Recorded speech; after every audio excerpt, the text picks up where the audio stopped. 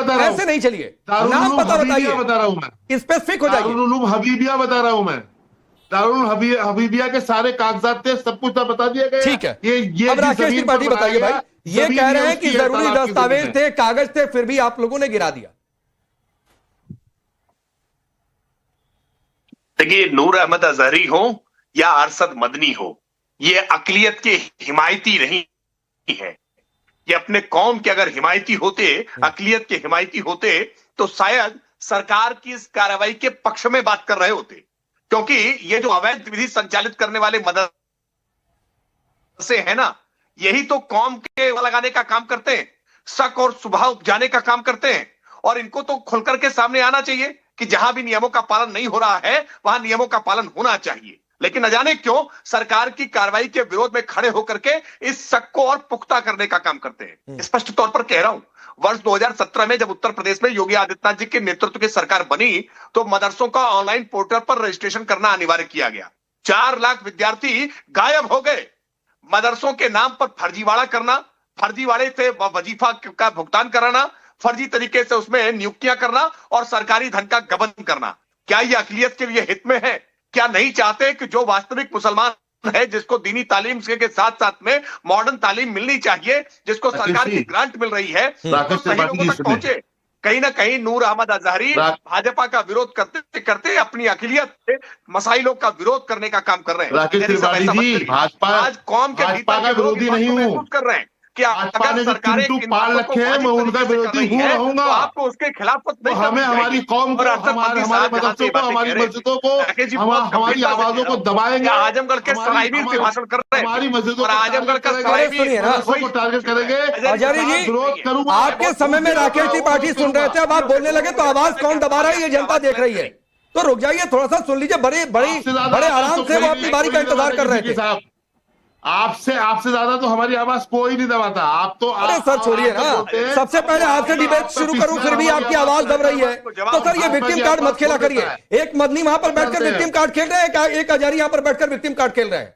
तो victim card कम से कम मेरे सामने मत खेला करिए। राकेश त्रिपाठी अपनी बात पूरी करिए।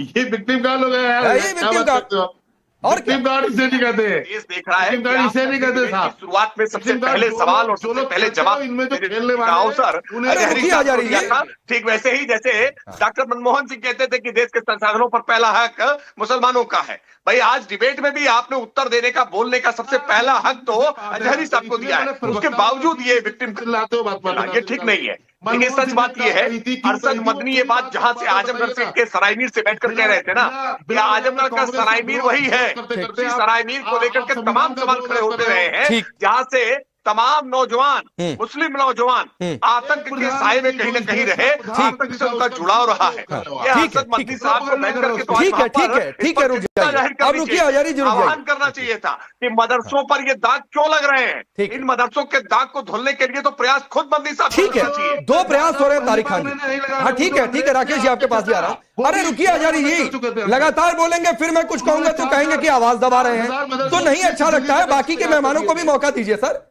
किसी एक आदमी के लिए डिबेट थोड़ी नहीं होती है। बाकी 4 लोग वेट कर रहे हैं, अभी 2 लोग ही बोले हैं, क्या चाहते हैं?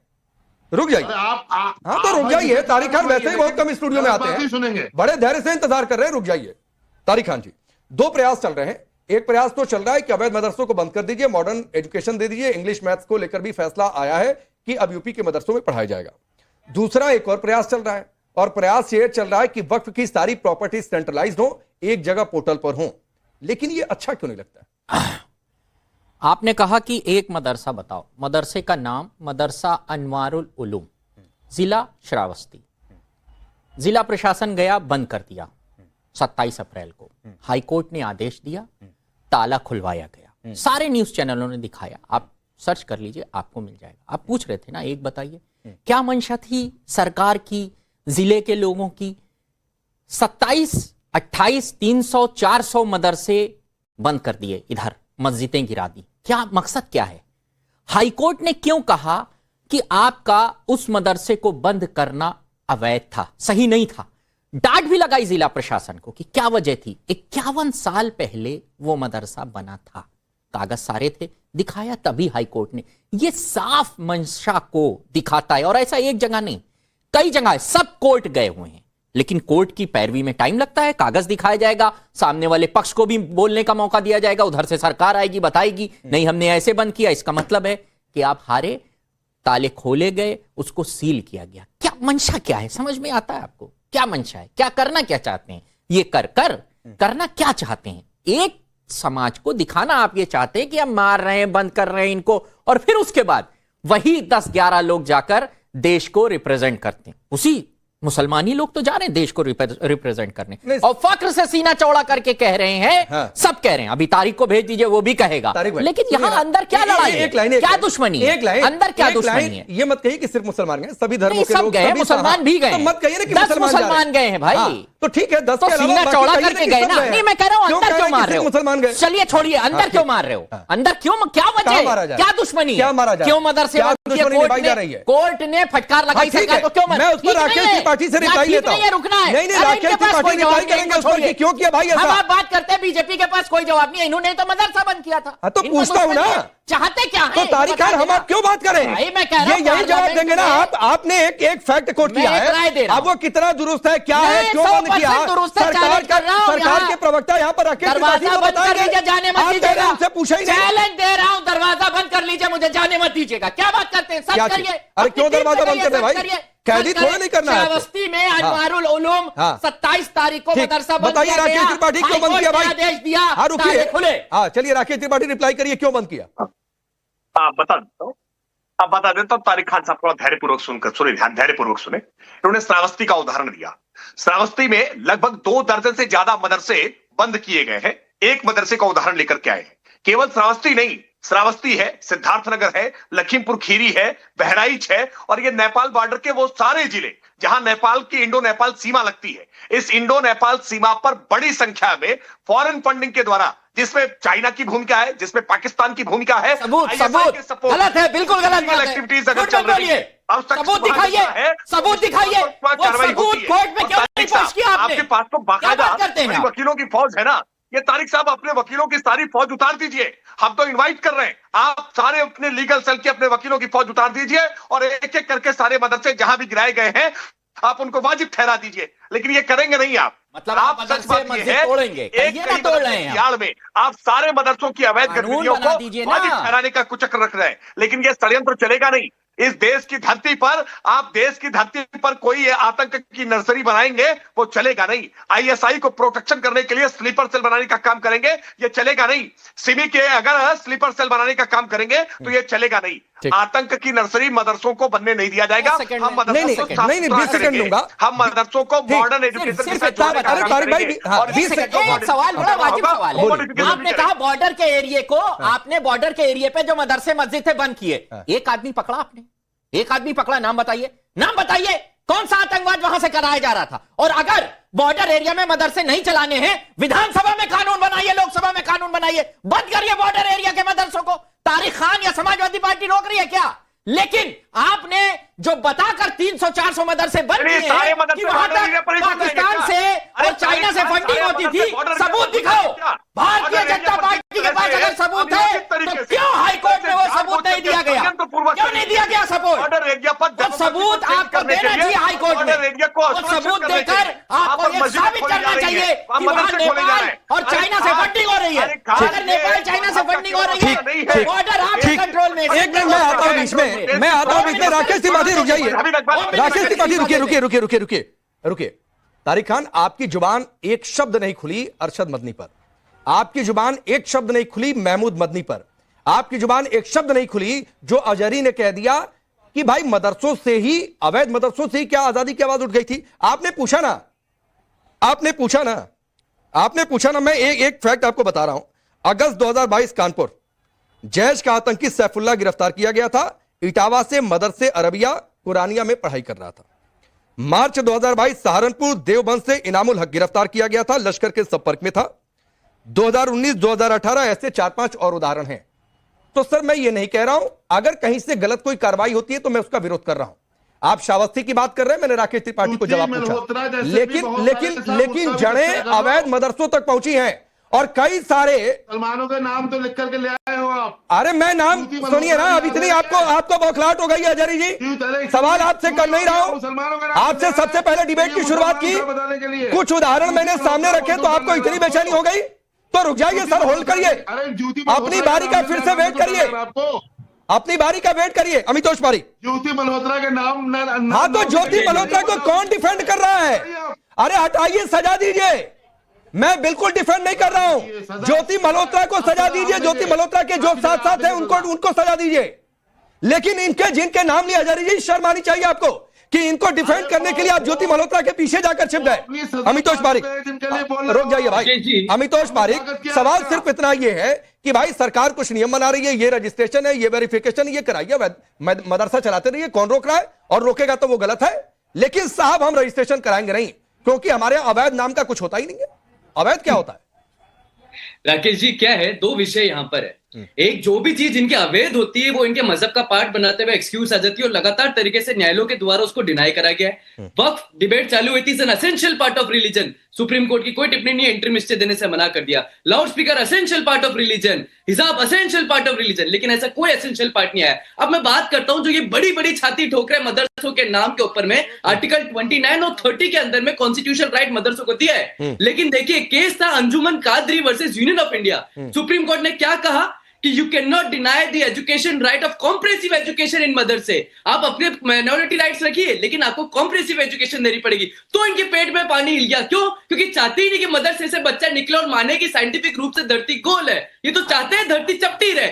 1 मार्च 2025 को 2 मदरसों के बच्चों को पकड़ा था, दून एक्सप्रेस ट्रेन को डिरेल करने के लिए पकड़ में आए थे। सरस्वती में मदरसा मैनेजर और 4 जने पकड़ में आए थे, किसके लिए? फेक करेंसी बनाते हुए। एनआईए एटीएस की रिपोर्ट आई थी जो फेक करेंसी के अंदर में 2018 में वहां भी सिलेबस पढ़ाया जा रहा था, थियोफेसिस सिलेबस मदरसे के अंदर में। 2019 के अंदर में जमातुल मुजाहिदीन बांग्लादेश का जो एक ग्रुप था जो मदरसे को बंगाल में यूज कर रहा था, तब कहां चुप हो जाते ही है। लेकिन देखिए क्या हो रहा है, देश जब भी विस्तार की ओर बढ़ेगा, इन्होंने कहा एक ही पक्ष को टारगेट किया जाता है। तो मैं तारिक खान से सवाल उठाता हूं, बजट के अंदर में 3097 करोड़ रुपीस माइनॉरिटी अफेयर्स को दिए, जिसमें से 60 करोड़ से भी ज्यादा रुपए अपलिफ्टमेंट के लिए दिए गए थे। 10 करोड़ अपलिफ्टमेंट के लिए दिए थे मदरसा एजुकेशन में। जब सरकार इन पे इतना अपलिफ्टमेंट कर रही है, तो कॉम्प्रेसिव एजुकेशन जब कोर्ट कह रहा है तो ये नहीं मानेंगे। वक्फ के अंदर में एसेंशियल राइट आ रहा है, कोर्ट कह रहा नहीं है, तो नहीं मानेंगे। क्या करेंगे? 30 सेकंड रिप्लाई करिए, चूंकि आपका नाम ले लिया। तारिक खान जल्दी। लगातार केंद्र सरकार ने माइनॉरिटीज का बजट कम किया है। अच्छा, टेक्निकल एजुकेशन पे आते हैं। बड़ा अच्छा, बीच में नहीं, जरा सा भी इंटरप्ट नहीं किया, सुनिए। क्या कर लेंगे? नहीं तो क्या कर लेंगे? प्लीज प्लीज प्लीज, क्या कर लेंगे? नहीं, क्या कर लेंगे? मजाक का विषय नहीं है तारिक खान। तारिक खान, आप कमेटी में नहीं बैठे, प्लीज ऐसे नहीं होता है। नहीं तो वो बीच में आप कहिए ना, मैं देखने के लिए हूं ना, तो आप क्या कर लेंगे? कोई धमकी और इस तरीके की बात नहीं कि बीच में नहीं आएंगे, वो कहेगी क्या कर लेंगे, ऐसी बातें नहीं। अपनी बात रखिए, समय खोटा मत करिए प्लीज। सुनिए, टेक्निकल एजुकेशन के लिए जो टीचर्स रखे गए यूपी में, वो मदरसों में उनको इंग्लिश, मैथ, हिंदी पढ़ानी थी।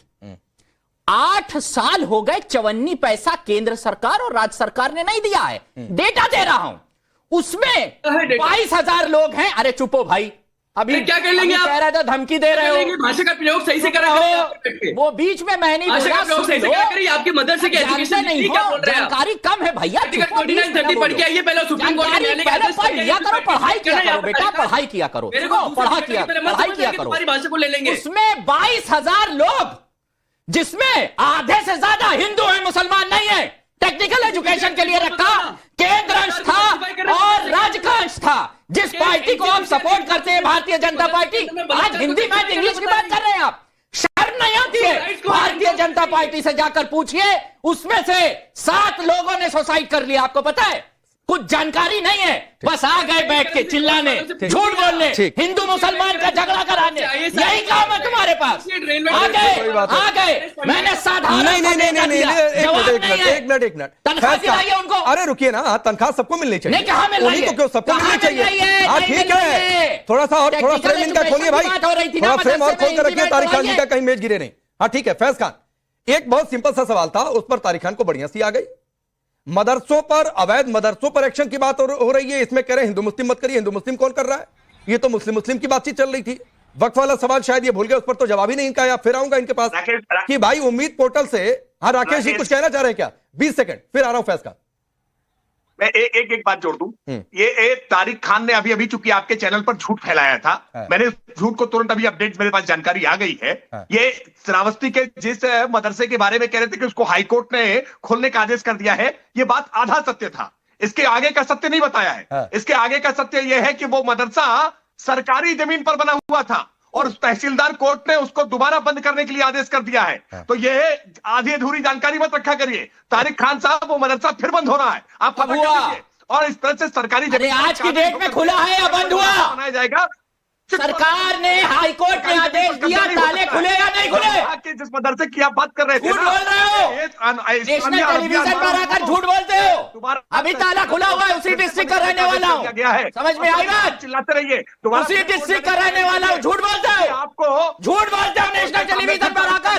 शर्म नहीं आती है? भारतीय जनता पार्टी का शर्मनाक प्रवक्ता, जिसको हाईकोर्ट ने डांटा, सरकार को डांटा, मदरसे के ताले खुले, उसको झूठ बोलते हुए नेशनल टेलीविजन पर शर्म नहीं आती है? ठीक है, माफी मांगो यहाँ पर। झूठ बोलते हैं, झूठे कहीं के झूठ बोल रहे हैं यहाँ पर आकर, बरगलाने का प्रयास झूठ बोल रहे हो, झूठे हो तुम। एक मिनट सुनिए ना, बहुत इसका सिंपल सॉल्यूशन ये है। तारिक खान, आपने एक फैक्ट रखा। नहीं, मेरा फैक्ट सही है, इनका झूठा है। तो रुक जाइए ना, सबूत है। हाँ तो ठीक है, सबूत है। अरे ठीक है, रुक जाइए, सबूत है, सर्च कर लीजिए, मैं तो कह रहा हूँ। नहीं दिखा रहा हूँ, सर्च कर लीजिए, गूगल टीम है पीछे, सर्च करेगी। सारे रिपोर्ट, सारे अखबारों ने रिपोर्ट मदरसे दिखवा खुले, लेंगे। सरकार को डांट पड़ी, आपकी सरकार को डांट पड़ी। ठीक है, क्यों बंद किया था मदरसा? कोई आतंकवादी पकड़ा गया? नाम बताओ, नाम बताओ उसका। ठीक है, मैं आ रहा हूँ, एक मिनट आ रहा हूँ। राकेश त्रिपाठी, थोड़ा सा और इसको चेक करवा लीजिए सर, मैं फिर आपके पास इसके जवाब के लिए आऊंगा जो तारिक खान ने कहा। अरे तो रुक जाइए ना, वो आप थोड़े नहीं तय करेंगे तारिक खान। तय करूंगा, मेरे पास प्रूफ है। तो रुक जाइए ना, मैं तय करूंगा। ये कह रहे हैं कि वो खुला हुआ है, हाई कोर्ट ने खुलवा दी। प्रूफ तो मैं भी दिखा रहा हूँ। अरे क्या प्रूफ है? दिखा रहा हूँ। चलिए ताला खुलवाया, बाद में जो होगा वो कह रहे हैं फिर बंद हो गया। नहीं, फिर बंद नहीं हुआ है। वो कह रहे हैं फिर बंद हो गया। हुआ है, झूठ बोल रहे हैं ये। मैंने फिर बंद करने का आदेश नहीं, आदेश कुछ नहीं हुआ, अभी ताला नहीं लगा है, बंद करवाइए, फोटो दिखाइए। वकीलों को तैयार अगर बंद हुआ तो फोटो दिखाइए, मेरे पास खोलता हुआ फोटो है, बंद करता हुआ फोटो दिखाइए। की जमीन पर है, देखिए, डंके की चोट पर बता रहा हूँ, डंके की चोट पर बता रहा हूँ। डंके की चोट पर मैं अच्छा, एक मिनट, ये देखिए, ताला खोलते हुए नहीं दिखाइए। क्या बात करते हैं? झूठ बोल रहे हैं, झूठ बोल रहे हैं। वीडियो दिखाओ, बंद कर। अरे ये क्या ड्रामा है? नहीं, ड्रामा कुछ नहीं है, दिखा रहा हूँ मैं। देखिए, ताला बताइए इनको, आइए अपनी जगह पर, इतना थोड़ा नहीं है, मैदान जंग में थोड़ा नहीं है। झूठ। अरे आपने अपनी बात रखी, राकेश त्रिपाठी ने अपनी बात रखी, फैज खान। नहीं, झूठ ना बोले। फैज खान, आज तारिक भाई को हंसी बहुत आ रही है और एक वीडियो लेकर आ रहे हैं, उसको लेकर जरा उसका नाम भी बता दीजिएगा तारिक भाई। क्या इस मदरसे का नाम? अनवारुल उलूम श्रावस्ती। अनवारुल उलूम श्रावस्ती। जरा अभी चेक करिएगा राकेश त्रिपाठी, मैं भी कोशिश करता हूं तब तक फैज भाई बोल। अरे रुकिए, फैज भाई बोलिए जो सवाल आप